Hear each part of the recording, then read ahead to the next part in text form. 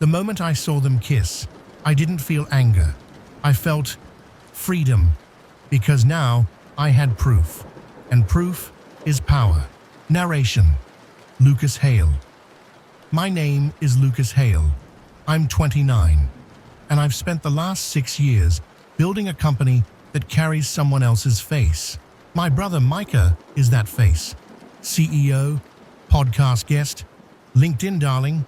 To the world, he's the genius. But I'm the one who wrote every line of code, every patent, every breakthrough. And until last week, I was the one who kept silent. The betrayal didn't start suddenly.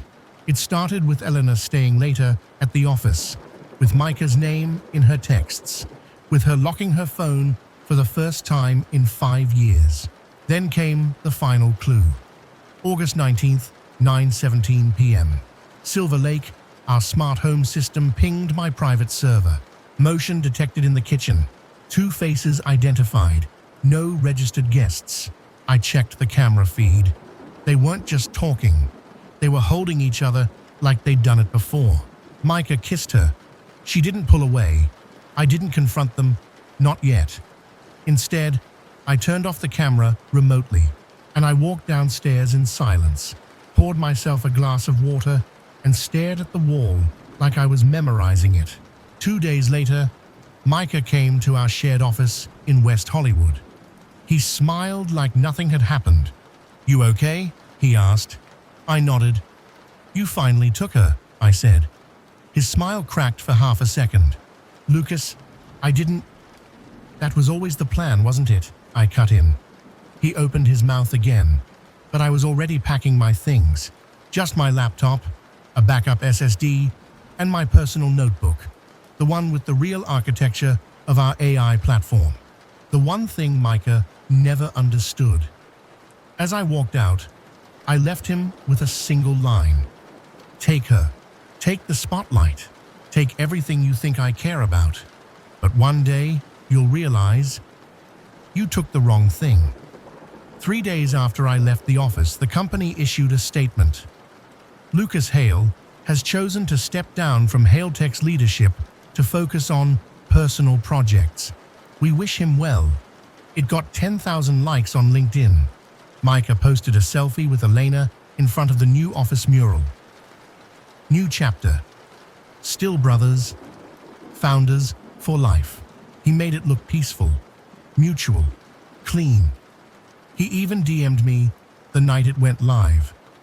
"No hard feelings, bro. This is still your legacy too." What he didn't realize was, I never stepped down. I resigned from my title, not from my ownership. My shares, untouched, 12.4%, locked behind dual auth that Micah had no access to. Enough to stall any major vote, enough to block an IPO, and more than enough to finish what I'd started. I spent the next 2 weeks offline, not emotionally wrecked, not spiraling, just designing. I coded in silence from a rented studio in Highland Park, surrounded by nothing but whiteboards and old hard drives. I rebuilt the back end of Echo Core, the AI engine we'd been preparing to launch for 18 months. Then I disabled every redundant key Micah's new team thought they had. And I uploaded Echo Core's true seed code to an offline vault. My vault. They kept developing, kept hyping the launch, kept posting blurred screenshots and sneak peeks of features they didn't understand. I watched it all from a private Discord server I once used with my dev team. The team Micah had fired when I left. The team I had already rebuilt under a new name. They weren't employees anymore. They were founders of something bigger, something I hadn't even shown Micah a glimpse of. Not yet. Elena launched a YouTube channel. Videos titled, "Healing from Corporate Gaslighting. Why I Chose to Walk Away with Love. We deserve soft men who don't lie." She looked good on camera. She always had. She said we'd drifted, that I was closed off, that Micah made her feel seen. Maybe he did, but I didn't care about feelings anymore. I cared about facts, about signatures, about what the law would say when the time came. And the time was coming fast. Micah always thought legacy was public. He believed it lived in magazine covers, podcast quotes, seed rounds, and TED Talks. But he was wrong. Legacy is not what people say about you. It's what still runs after you're gone. The system that survives. The code that keeps pulsing long after the speaker's off stage. And I had written every line of it. Echo Core wasn't just AI. It was a predictive engine built on adaptive context modeling, trained on over 4 years of proprietary human behavior data. I started it in a basement before HaleTech was even a name. By the time Micah caught on, the system was too deep for him to understand. He didn't read code, he read charts. He didn't build, he branded. And that was fine, until he pushed me out. After I walked away, he made one fatal assumption, that my architecture was finished. 3 weeks after my resignation, HaleTech uploaded the beta version of Echo Core to their servers. It was unstable, buggy, running on the last static model I left behind, a shell, a prototype, without the live neural patch that made it adaptive. I watched it crash in real time. Internal Slack messages leaked to my private dev group. APIs throwing null loops again. Memory leak in the behavior queue. Why isn't Core 4 activating? Because Core 4 was never theirs. It was never deployed. It sat on a flash key in a steel lockbox, tied to my private hash wallet. And only one person knew that. Me. Meanwhile, my new team, under a dead simple name, Arcos, launched a ghost version of Echo Core 2.0 on private servers. Same codebase, same foundation. But this one worked, and it worked faster, cleaner, smarter. We ran a demo with one of HaleTech's early investors under NDA. He said one sentence when it ended. "This is the real company, isn't it?" I didn't answer. I just smiled. Because some truths don't need press releases. Some truths hum quietly in the background, waiting to overwrite the lie. Wussy, Micah called it the biggest launch in our company's history. He stood on a polished stage in front of 300 guests in LA and thousands more on the live stream. Big banners read, "Echo Core is here, the future, personalized." He walked out in a gray blazer and wireless mic, hands open like a preacher. Right behind him stood Elena, beaming, in HaleTech brand beige. They looked unstoppable, and for 10 minutes, it worked. The demo ran on scripted data. The investors clapped. Twitter exploded with hashtags until the 11-minute mark. The UI froze, a latency spike, then a full blackout. Live. Micah's face faltered. He glanced off stage. A restart. Another crash. "We're experiencing minor technical issues," he said, voice tight. The moderator cut the feed within 90 seconds, but 14,000 viewers had already seen it. The press didn't wait for statements. They started digging, and I fed them through one anonymous account, a link, a timestamp, a packet trace showing that Echo Core's adaptive model had never been integrated. It wasn't ready, and they launched it anyway, because they didn't understand what they were launching, because they didn't own it. That same night, I filed an intellectual property notice with the US Copyright Office. Attached, proof of authorship, original commit logs, a notarized statement from HaleTech's former lead engineer confirming I was the sole architect of Echo Core's neural logic. Within 24 hours, I filed a DMCA takedown to HaleTech's cloud provider. Amazon Web Services responded in 2 hours. Echo Core went dark. Micah woke up to find every API call failing, every server halted, every client inquiry unanswered. The system he thought he'd launched never belonged to him. And the best part? He had to explain it to the board, to the press, to the early investors. And the first question they asked was the one he couldn't dodge. Who actually built Echo Core? He said my name, and for the first time in 5 years, he said it with fear. Most people think patents are permanent. They're not. They expire. They lapse. And if you're not watching the deadline down to the hour, someone else can take everything you thought was yours. Micah never understood that. He was too busy making Forbes lists, too busy modeling founder energy with Elena on Instagram.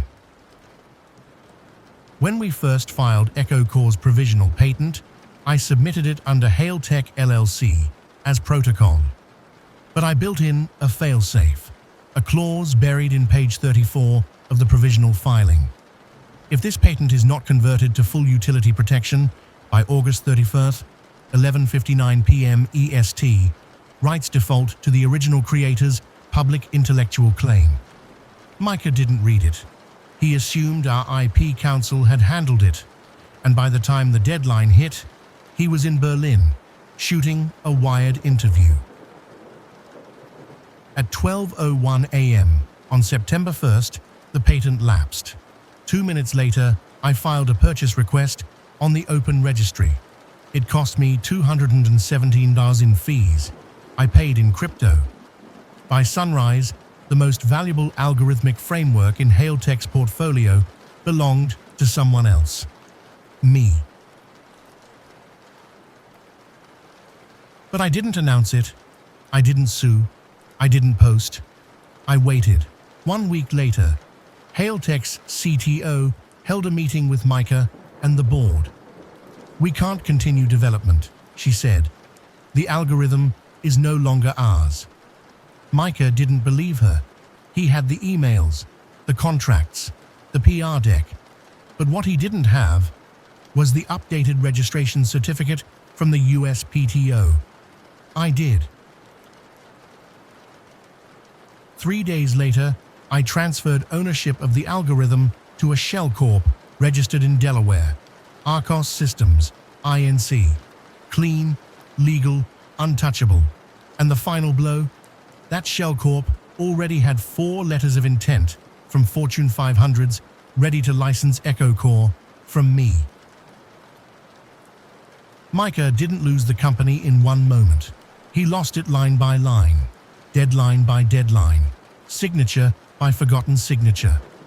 All I did was wait for the moment he let go of the rope, and I didn't pull it back. I just picked it up and walked away. The summons came informal. The HaleTech Executive Board requests your presence for a closed-door discussion regarding IP conflict and internal resolution. They framed it like a conversation. But it wasn't. It was an ambush. Micah had convinced the board I was sabotaging the company, that I was jealous, petty, malicious, that I was trying to steal Echo Core for personal gain. He was even preparing a civil suit. I walked into the boardroom at 10:59. Micah was already seated. So was Kenji Ballard, our lead investor, 2 more from the legal team, and Elena sitting like she belonged there, like she was his COO now. Micah stood. "Lucas," he began, "before we talk options, we'd like to give you a chance to explain why you've chosen this path." I didn't sit. I just placed a leather folder on the glass table, opened it. Inside, 112 printed pages, bank statements, wire logs, private equity transfers, and 3 personal Venmo screenshots. Micah's name, Elena's startup, and HaleTech's operating budget, bleeding through every line. "What is this?" one of the board members asked. "Misappropriation of company funds," I said calmly. $1.2 million over 14 months. Filtered through dummy vendors and fractional disbursements, all routed to one holding company. I tapped the final page. Registered under Elena Cruz. Silence. Micah didn't breathe. Kenji leaned forward. "Is this verified?" "Yes," I said. Notarized by a third-party audit firm 2 weeks ago. Shall I read the summary? They didn't need it. The mood turned in a single breath. Elena stood up, whispering something to Micah. He didn't look at her. The board chair folded her hands. "Mr. Hale," she said to Micah, "we're calling a vote of no confidence, effective immediately." Micah stared at me, but I wasn't gloating. I wasn't smiling. I just gathered my folder, buttoned my jacket, and walked out, without saying a word, because I didn't need them to believe me. I only needed them to read. The IPO had been Micah's dream since we were 19. He talked about it more than he talked about women, even more than he talked about himself, which for Micah was rare. He wanted the bell, the suit, the champagne toast in Times Square, the legacy photo beside a stock ticker that said Hale, and he was close, too close.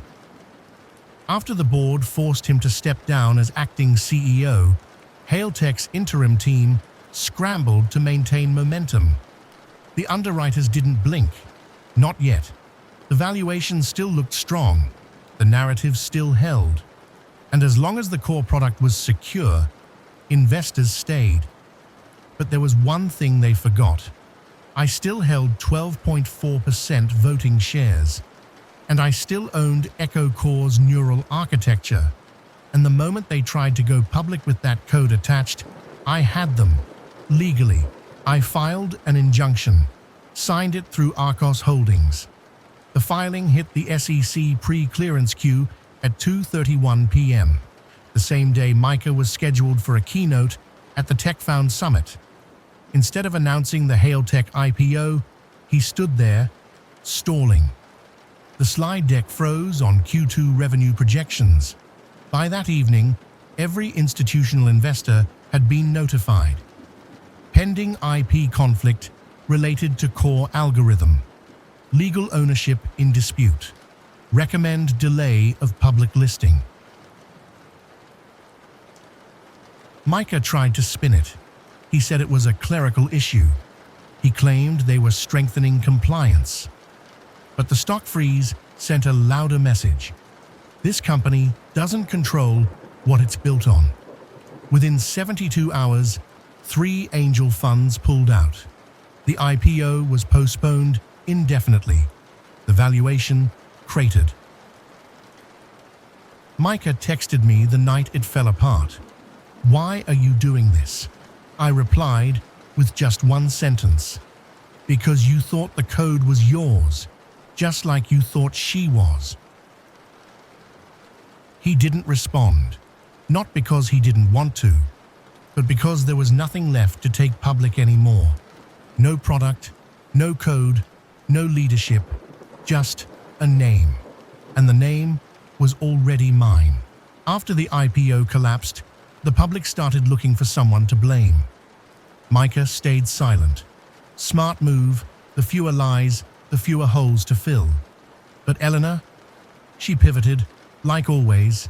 She posted a long, tearful vlog titled, "How Betrayal Hurts More Than Business Ever Could." She didn't name names. She never had to. Her voice cracked at the right syllables. She wore the same sweater from our anniversary photos. She let her eyeliner run just enough. Millions watched. The comments poured in. "You're so strong. He never deserved you. Men like that don't build empires. They burn them." Funny, because I hadn't burned anything. I just took back what I built. That week, she messaged me. "Can we talk? Just once?" I didn't reply. Then a second message. "You still loved me, right? Even after everything?" And finally, "I only kissed him once. You know that, right?" I sent one reply. "You kissed him in our kitchen, while my code compiled in the room next door. I watched it render, line by line, while your lipstick stained his mouth." She left me on red. The truth is, Elena was never stupid. She was calculated. Micah thought she chose him for love. I knew better. She chose him because she thought he was the future. She bet on his star, his stage, his spotlight. But when it flickered, when HaleTech started to crumble, she started reaching back. Soft touches. I miss your mind. I always respected your silence. She respected what I built, not who I was. That's what made her dangerous. Micah was reckless, but Elena, she was precise. People said I was cold. They were right. But Elena, she was colder. Because while I walked away from the spotlight, she tried to crawl back into whoever had the brightest glow, even if it meant stepping over both of us. 6 months after the IPO collapsed, Micah tried to rise again. He booked a panel at Tech Forward, the second biggest startup expo in the US. Topic: Resilience in Leadership, How to Survive the Fall. He wore all black, grew a beard, spoke with gravity, like he'd been through war instead of a quarterly audit. He even dropped my name, subtly. Some people build empires to control, others build to inspire. The truth is, not every genius is a leader. The crowd clapped. Tech journalists quoted him, LinkedIn lit up again, but what no one saw was the screen behind the curtain, a private showcase, closed to founders only.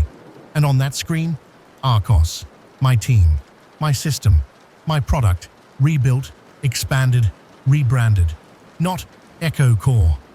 That name was tainted.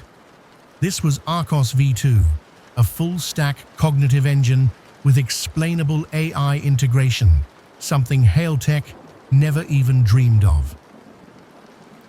I didn't go on stage, didn't tweet, didn't wear a mic, but by the end of the expo, we'd signed 3 LOIs with VC firms totaling 120 million. Micah gave speeches. I signed contracts. He told stories. I built the next one. A journalist from Fast Company messaged me after, "How does it feel watching your brother still chase cameras while you stay in the shadows?" I answered simply, "He was always the star. I just owned the light." And by the time Micah's panel was over, his biggest potential investor had already signed with us. Because in tech, charisma fades, but code survives. He texted me at night. No PR, no board, no Elena, just Micah, alone. "We need to talk. I messed up, but it's not too late. We can still fix this, together." I didn't reply for hours. When I finally did, I asked for one thing: face to face. No lawyers, no assistants, no cameras, just brothers. One last time. We met in our late father's old study. Dark wood. Whiskey shelves untouched since 2012. Same leather chair Micah used to sit in after school, dreaming of headlines. He looked older now, not in the face, in the posture, like gravity had shifted and no one warned him. "I know I pushed you out," he said, "but you're still HaleTech. You're still family." I said nothing. "We're nothing without you, Lucas. The market knows. The board knows. Hell, I know." "Come back," he whispered. "Let's build again. Start clean." I reached into my briefcase and pulled out a single page, the same document I handed in months ago. My original letter of resignation, still unsigned at the bottom, still dated the night they kissed, in my kitchen. I slid it across the desk. "I already resigned, Micah, the day you mistook loyalty for weakness." He stared at it like it might bite him. "So, this is it?" "You wanted the girl," I said. "You wanted the glory. You even wanted the name. I kept the one thing that mattered: control." I stood, walked to the door. Before I left, I looked back once. "You can keep chasing the fire, Micah.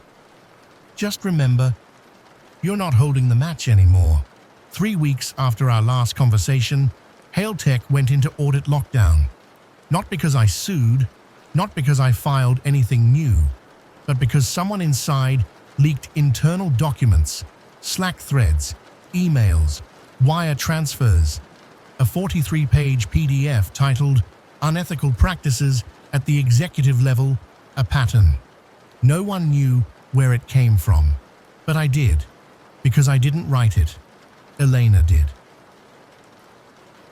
Buried deep in that document was a section called The Day We Gutted the AI. She wrote about the night Micah forced a launch of Echo Core's crippled version, despite knowing it was incomplete. She detailed how he doctored product screenshots, how he ignored 3 engineers' warnings, how he forged timestamps on internal test logs. It hit the press within hours. CNBC headline, HaleTech lied about product readiness, internal sources claim. Wired, from genius to ghost, the fall of HaleTech's leadership. I didn't make a statement, didn't go on record. I didn't need to, because I never lit the fire. I just made sure there was enough dry wood and stepped back. Micah released a note through PR. The pressure to deliver sometimes forces founders into hard decisions. Weak, vague, predictable, but not enough to stop what came next. The FTC launched a formal review. 2 of HaleTech's largest vendors paused all partnerships, and 3 members of the board resigned, publicly, in writing. The empire didn't fall with a crash. It sank, slowly, inevitably. I watched from a cafe across the street from Arcos HQ, laptop open, coffee cold, a single window open, HaleTech's public stock, pre-IPO valuation, $482 million, $6.9 million. I never stole anything. I never planted lies. I never twisted arms. I just let the truth sit there long enough. And truth, given time, always lights its own fire. Micah didn't lose HaleTech because I tore it from him. He lost it because he never knew what he was holding. Not a company, a matchbook. 1 year later, HaleTech was a ghost. The site redirected to a broken login screen. Micah's LinkedIn hadn't been updated in months. Elena had disappeared from socials. No final message, no vlog, no tears. Just silence. They had chased the empire, and they'd lost the foundation. Meanwhile, Arcos was growing. Quietly, efficiently, globally. We didn't chase headlines. We didn't sponsor conferences. We just delivered. 8 enterprise contracts, 2 healthcare AI pilots, and a US Department of Energy research grant.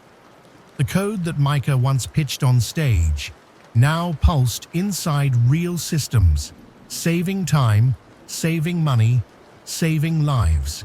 I walked past a new engineer's desk last week. He was debugging a predictive chain model and asked me, "Hey, who wrote this section?" It's like perfect logic. It thinks 2 steps ahead. I looked at the line 4132, the original core logic. Someone who had something to prove, I said. He didn't ask further. He didn't need to, because that's what legacy is. Not whose name is on the building, but whose mind is still alive in the machine. Micah once said, I was too cold to lead, too silent, too methodical, too behind the scenes. He was right. And that's why I won. Because I don't need people to remember me. I just need the system to run. Last line, he thought the company was a spotlight, but it was always a system, and I built the part that never turns off.